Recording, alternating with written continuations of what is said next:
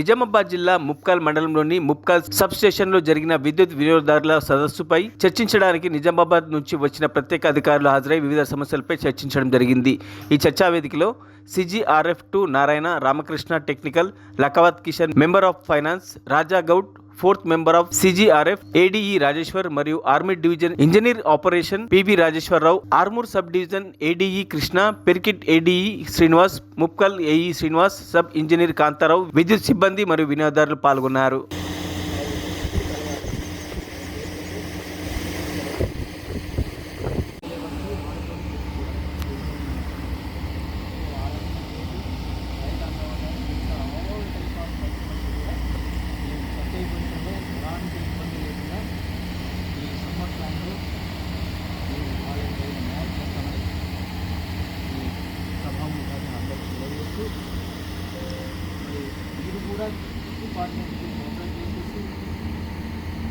మరిన్ని అప్డేట్స్ కోసం మా ఛానల్ని సబ్స్క్రైబ్ చేయండి.